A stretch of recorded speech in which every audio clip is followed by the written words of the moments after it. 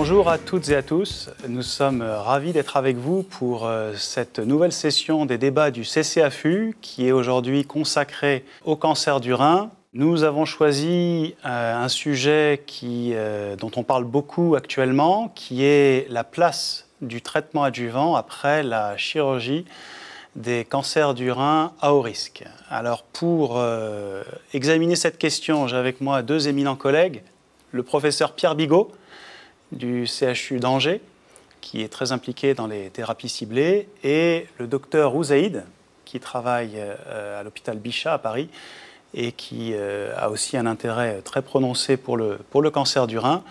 Et avec vous, nous allons, au cours de ces 35 minutes, essayer de vous donner les clés et de passer en revue les principaux éléments qui font qu'on puisse être pour ou contre le traitement adjuvant après chirurgie du cancer du rein. Et vous allez voir que la question n'est pas complètement tranchée aujourd'hui.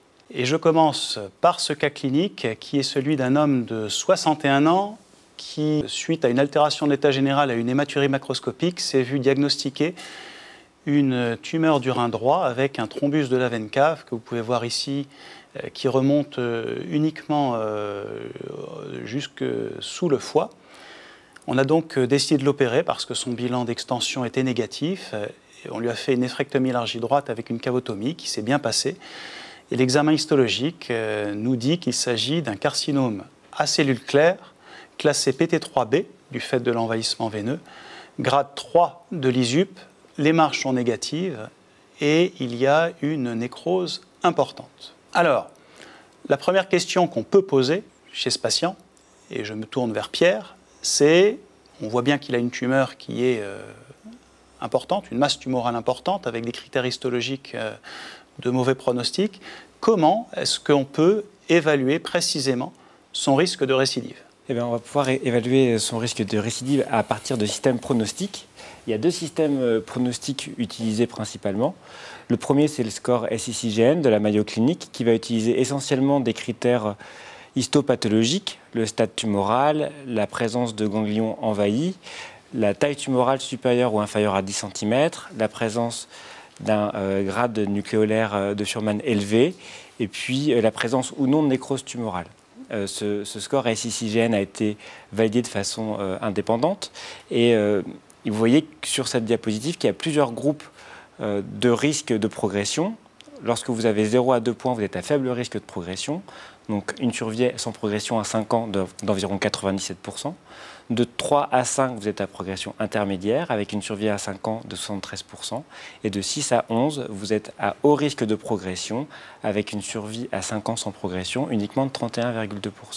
Si on reprend ce premier patient, en fonction du score SICGN, on s'aperçoit que ce monsieur a un stade PT3B, qu'il a une nécrose tumorale importante et donc ce malade est à risque élevé. Alors, le deuxième score, qui est le score le plus utilisé, peut-être aussi parce que c'est le score le plus facile à utiliser en pratique, c'est le score UISS, le score de UCLA, qui va utiliser le stade tumoral, le grade de Fuhrmann, l'ECOG, et qui va permettre également de déterminer les patients en 3 groupes à risque faible, risque intermédiaire et risque élevé. Et là encore, ce patient est à risque élevé de récidive après la chirurgie du cancer, puisqu'il a un stade T3, un grade de Fuhrmann 4 et qu'il est symptomatique.